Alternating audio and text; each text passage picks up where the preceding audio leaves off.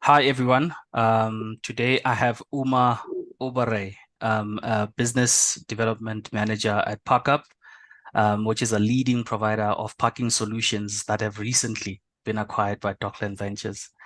So it was founded in 2016, and since then, ParkUpp has been connecting owners of parking spaces with individuals and companies in need of parking, providing a seamless booking and payment system for daily and monthly parking. So, since its acquisition, we are excited to learn more about the future plans of ParkUp and the innovative solutions that they plan to bring in the prop tech industry.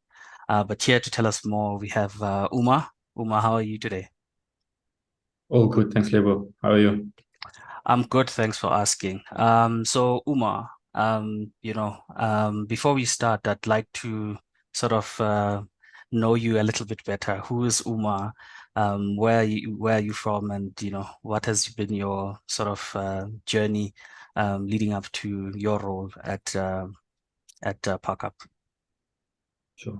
So, I'm originally from the Eastern Cape, and I think I've been working in commercial property, well, in the property space in general for, I think it's going on about 8 years now. And before this opportunity at Park Up came about, I was asking myself the question already, um, how how can property be innovative? You know, how can we look at property in a different way and identify new opportunities? Because the traditional model with property is just buy, sell, rent, Mm. and that applies to offices, residential, and so on. So this opportunity at ParkUp came about, and it literally answered the question. I'd never thought about parking as an asset, as a real estate asset.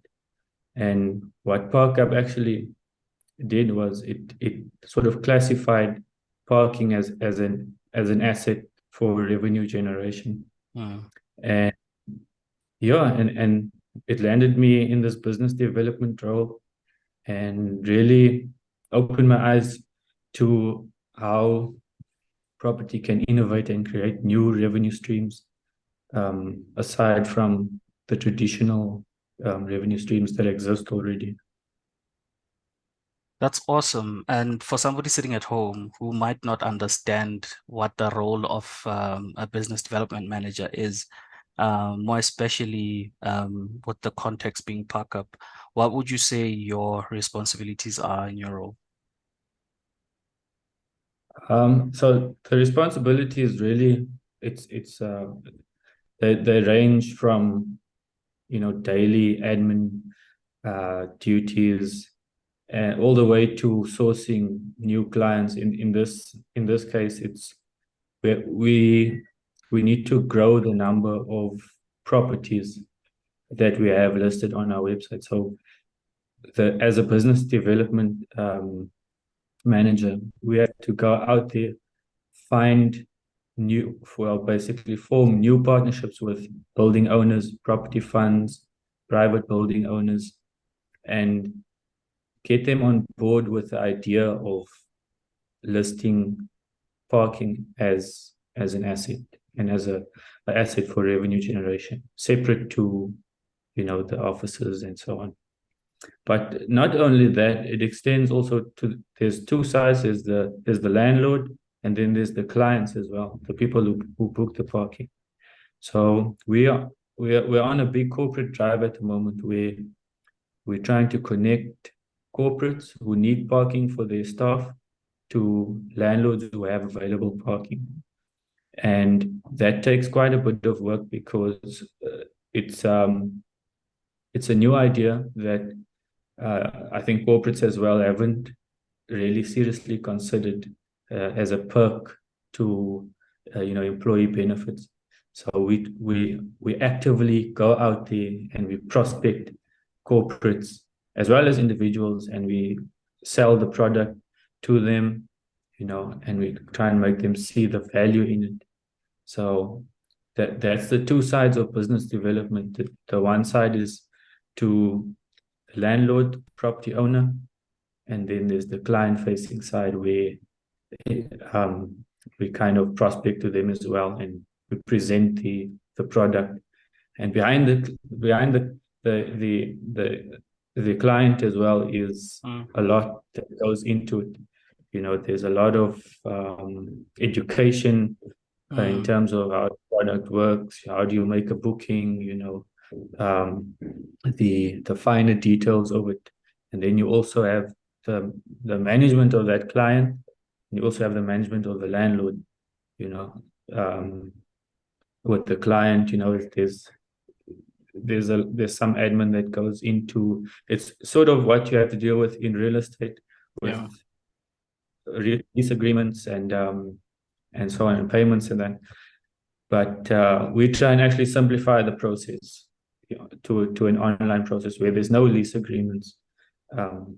We have a basic agreement in place. So yeah, that's the two sides of a business development manager.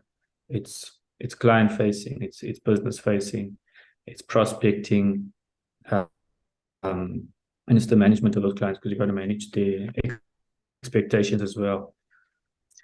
That is a mouthful, and I have so many questions from what you've sort of touched on. Linking landlords with companies that actually are looking for parking space, and like you said, these are not your normal lease agreements, which makes me sort of excited around what type of agreements these potentially could be. Does it change the legal framework of how things are done? But I think we'll step into those questions later. If you had to describe ParkUpp to anybody that isn't familiar with the platform, how would you describe it? I think that the easiest way of describing ParkUpp is like it's an online booking platform for people who are looking to who are looking for parking, and who are looking for an easy process to basically secure or book that parking on a monthly basis. And it's also a platform for landlords, property owners, property funds to create revenue out of unused parking bays, and basically create a new revenue stream out of their asset. So I think in a nutshell, try to keep it a bit shorter this time, but Yeah. in a nutshell, that is what. No, that's awesome. The fusion of technology and real estate is something quite niche. And I don't know any other company that is doing this currently. So who would you say is in equal footing with you or your direct competitors? So we do have some competitors in the market, although there are very few of them. One of them is Rent My Bay. There's another company called ParkUpp. I- Those are the only two that really come to mind, but I know there are other smaller platforms that are trying to do the same thing, or have been doing the same thing for a while. But yeah, it's sort of an emerging idea.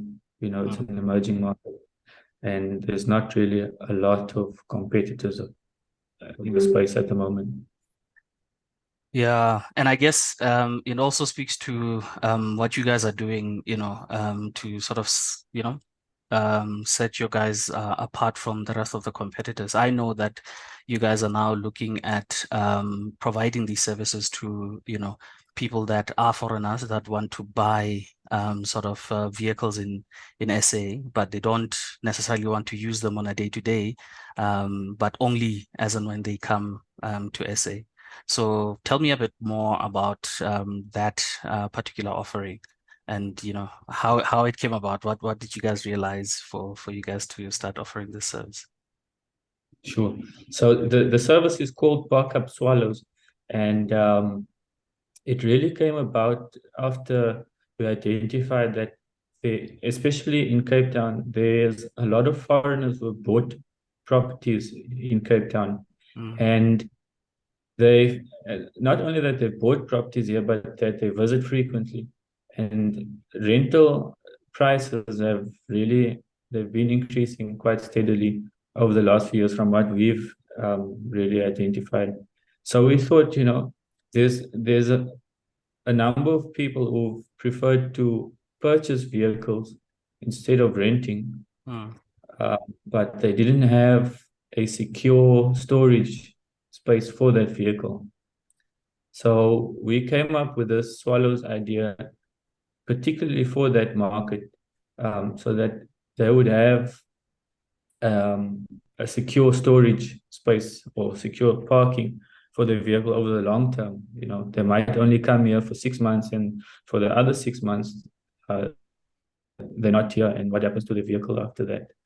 mm. But we've also taken it as far as um, offering a service where we'll actually um, sort of maintain the vehicle for them. So we'll go and start it on a regular basis. We'll get it washed as well. We'll make sure the car is still in running condition. When you arrive at the airport after your travel, we can deliver the vehicle for you to the airport. Um, and so on. So that's how the idea came about, really, is after identifying this. It's a niche market, definitely, but there's a growing number of foreigners, specifically, who travel between South Africa and other countries. And they've kind of made South Africa their second base, and they prefer it makes more financial sense from their perspective to buy a vehicle, keep it here, than to always rent a vehicle on the long term, which might run quite a high cost. I like that you touched on the financial, viability of this. And I've always seen abandoned cars at train stations, and even, some of them that are parking for extended duration of times at the airport. And I've always wondered, parking at the airport is so expensive, how do you afford to keep a vehicle there for months on end? So I'm thinking you, on top of the parking that you're providing, your platform is actually saying, I'll service the car and I'll bring it to you as and when you need it. So I'm thinking from a cost perspective, it should be way more than what you would pay at an airport. Could you just walk us through the price point for Yeah, your offering? Yeah. definitely. So parking at the airport, I'm not sure about in in in Joburg, but in Cape Town, it's really, really pricey. Mm, Even to leave your car there for a week, you could run into easily the thousands. mm, And whereas we have parking available, for example, at Canal Walk, which is halfway between town, the city center, and the airport, and that's 750 Rand per month. So if somebody were to go away for 3 months overseas, they mm, could leave their car at Canal Walk for 750 Rand per month in a secure parking in a parking bay that is marked ParkUpp. Nobody also in a parkade where there's 24-hour security as well. mm. So for that amount, 750 times three is like probably less than 2,000 Rand. Yeah. Someday my maths might be a bit off, but it's much cheaper than if you can imagine leaving your car at the airport for 3 months. You Mm, could easily run into, well into the thousands. So the cost effectiveness is a no-brainer, yeah. really. And that's only one of the options. We have options in Johannesburg, we have options in Durban, we have options in Cape Town, where it would make more financial sense for you to leave your car in one of our um, parking options than to leave it at the airport where you could really run a high cost. Yeah, no, no, no. I think from a price point perspective, I'm sold. 750, honestly, a month isn't much to part ways with if you're going to keep your vehicle there for extended duration of time. And I like the fact that you'll start it up, make sure that the battery doesn't run out, and you can deliver it to me as and when I need it. But you know, stepping back a bit, you did mention some of the partners or companies or people that you're trying to connect with this platform, which is obviously landlords and people looking for space. If you had to describe some of the clientele that you guys have, what would it be? Because in my mind, I'm thinking this is a business to business type of service, or can I be somebody who maybe has a couple of parking spots in my complex, for example, and say, you know what, I don't have a vehicle. I would like to subscribe to the service. Can people that want to park come use my parking bays? Who's your target market with this application? Yeah, that's a really good question because with corporates, yes, there are your corporate clients who on one hand your property funds that list their whole portfolio, but with buildings in all provinces, and then you also have your private individuals, and we have had those. We have a few actually who actually just have maybe two parking bays in their building, Mm, and they're not using it. Perhaps they out of the country or whatever, and they've decided to make some extra cash off it. So we have both. It's not to say that we only are corporate facing, we client facing as well, individual and business facing as well. So we try to cater to both of them. So yeah, definitely, if you're an individual who has a parking bay in your complex and you're not using it, and that's mm, your allocated parking bay, you can, by all means, you can rent it out on our platform. You can list it, you can rent it out. The process is to take you less than 20 minutes probably. You list it and then it's available for somebody to book. And we have quite a few of those actually. Um, so yeah, definitely there's the client facing, there's the business facing as well. If you're individual, by all means, you can go ahead, you can list your available parking space, start making some cash on it if it was unused. And if you're a business, then the option is there for you as well to start creating revenue out of unused um, parking. that is absolutely phenomenal because it can sort of enable people that are sitting on assets to actually make money out of them. Especially, I still think we're still trying to recover in the property space since COVID.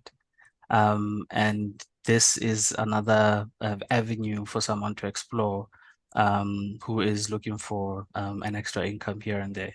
And speaking of COVID, I wonder how it impacted you guys, during that time and how it's continually impacting you guys now with the slow pickup of people, working from home and having to adopt these hybrid models of 2 days in the office, 3 days at home. Have you seen any significant impact on your business? I wouldn't say it's been significant, but we since April last year, I think that's when we really started and got the platform going again. Okay. Uh, at that time, since from April 2022, for the first 6 months from that point onwards, I think we were still kind of in in a COVID period, if I could say that. Mm, And the pickup was really quite conservative because a lot of people were still working from home at that time. But over the last few months, we've seen that a lot of people are going back to the office. And at the same time, there's also a lot of office space that is being rented. So that was previously vacant because of COVID. That mm, office space is now being taken up by companies from all parts of the country, to internationals as well, especially in the Cape Town commercial um, property space. So people are definitely going back to the office because they see the benefits, I guess, to productivity. Mm, So we did see, we did recognize that there was a slow uptake in terms of the platform attracting customers, and but it's slowly fading away because the whole scenario is changing now. People are coming back to the office, mm, and because of that, they need parking. yeah. So at the same time that people are coming back to the office, people are requiring parking. So they're coming to us, and we're booking a lot more bays as time goes on. Yeah, I would agree because companies are also, taking a very conservative approach in transforming some of their buildings into rentals. So some of those parking bays, like if you were an employee back then working in that building, you would occupy one space, but now you have this thing being transformed into apartment. Now there's two or three people occupying the space, which needs double the amount of parking that was reserved. So I would agree in a sense that you guys are still sort of picking up, and you've sort of recovered from COVID. I initially I sort of said that we'll get back to this question later, and it's with Yeah. regards to the type of agreements that would be put in place for this. You said it's different from a normal lease agreement. Would you want to sort of explain that a bit? Yeah, for sure, for sure. I think this is really a good question because the traditional way of renting out any sort of space in commercial properties, that, or in residential as well, is that Mm, you sign a lease agreement, there's a deposit paid, and then you still got to pay your rental as well. mm, We have sort of we're trying to pioneer this idea that you don't need a deposit, you don't really need a lengthy lease agreement if you kind of adopt a subscription model, which we are using. okay. So we have a standard SLA, which is service level agreement, which Mm, basically covers indemnity and so on of using the parking bay. But the subscription model means that you pay before you park. okay. So if you book a bay with us, you pay your subscription fee. If you book it for 6 months, you pay on the anniversary of each of the you pay on the anniversary of your booking. So if you book on the 1st of April, your next payment will go on the 1st of May. Ah, So it kind of it necessitates that you don't really need a lease agreement because you secure in that you're going to receive your rental at the end of the month, and we have a SLA in place which covers your indemnity and so on. And this is from a property owner's perspective.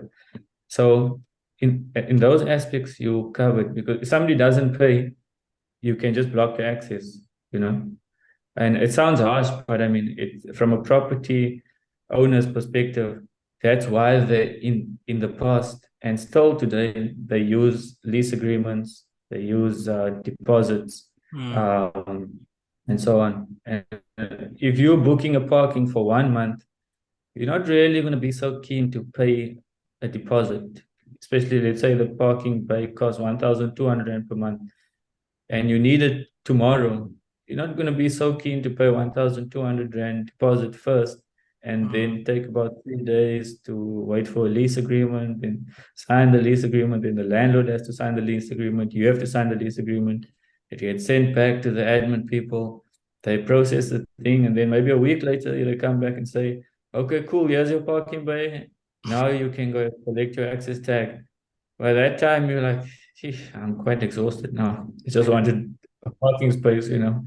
So we we've we've and we're still trying to make the process easier Mm, to book a parking bay. But the idea that we're trying to use is it's still quite new to property owners, mm, but it's being adopted by the people who make the parking bookings pretty easily. But the property owners, we're still trying to convince them that it's a safe way to rent out your parking and create revenue quickly without a lot of admin.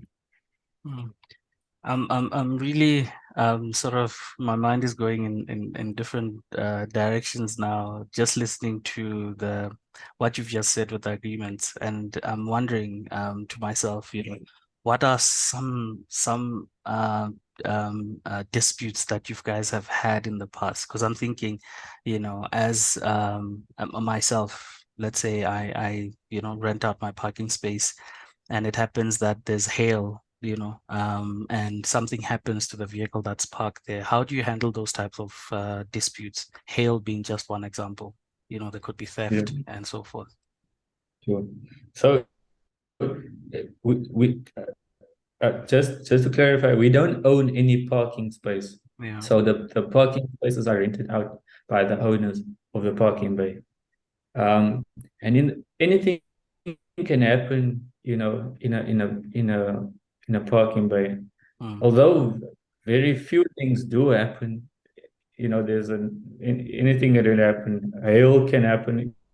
If mm, somebody's vehicle gets damaged by a hail, and they book the parking bay through us, nobody has control over hail, yeah. and it's difficult. It's even from an insurance perspective, if you speak to insurance people, in terms of natural disasters, it's a difficult thing to cover Mm, because it's unpredictable. And from our perspective, number one, we don't own the parking bay. We're just a booking platform. We yeah. facilitate bookings between the landlord and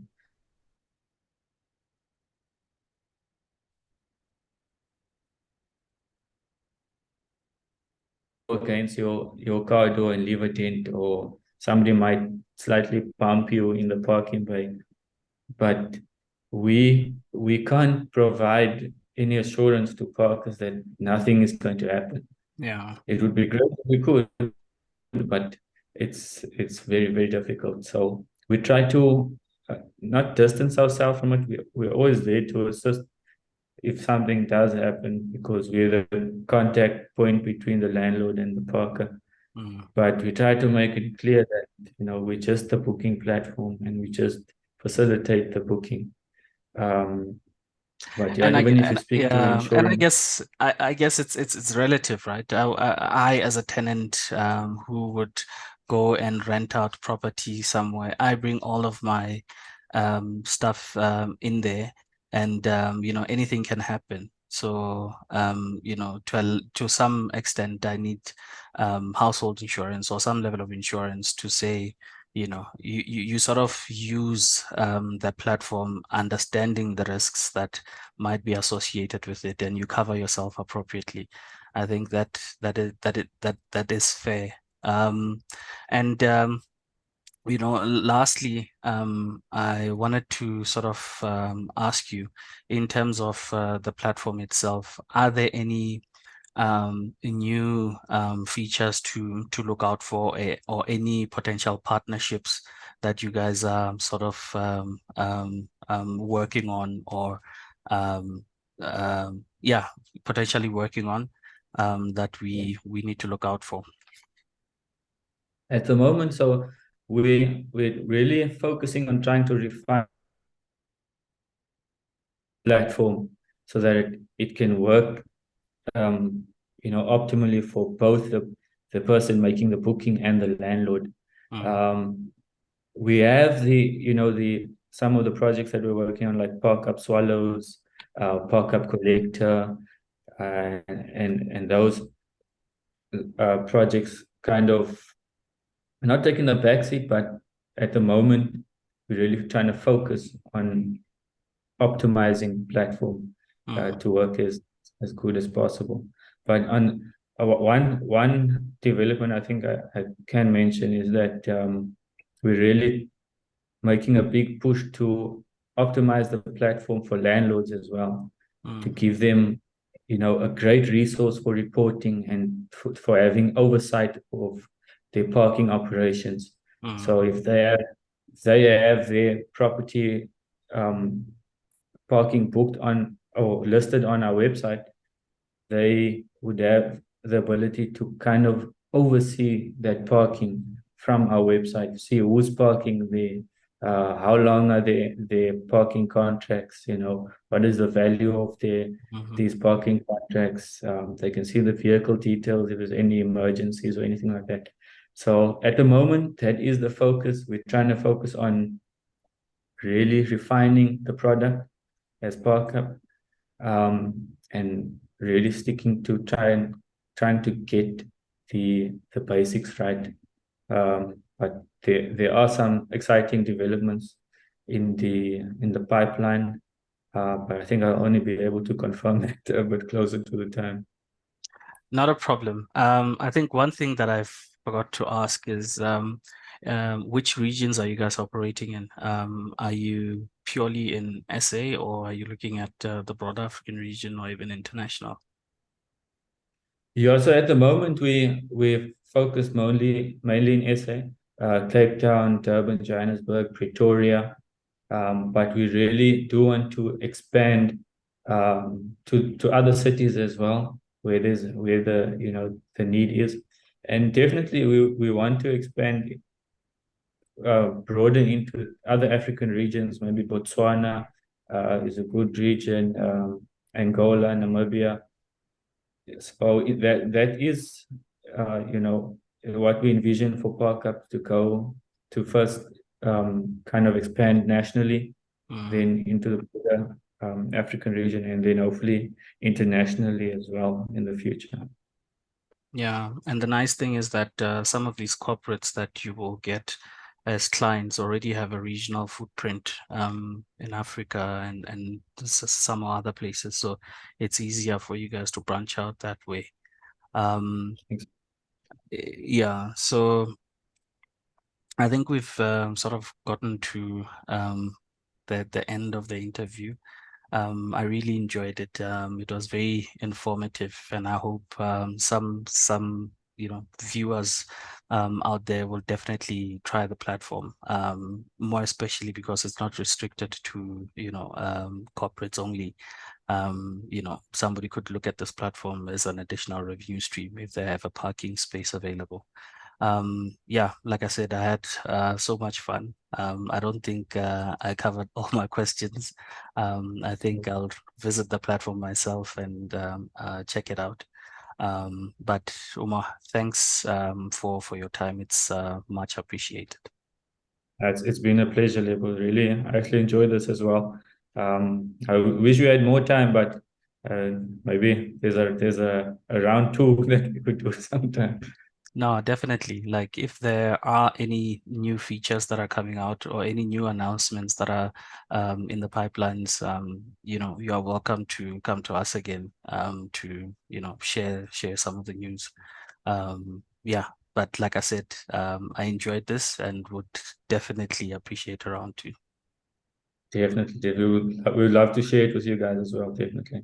Okay. Thank you very much, Umar. Enjoy the rest of your day. Pleasure. Thanks, Lebo. You too. Cheers. All Bye. right. Cheers. Bye.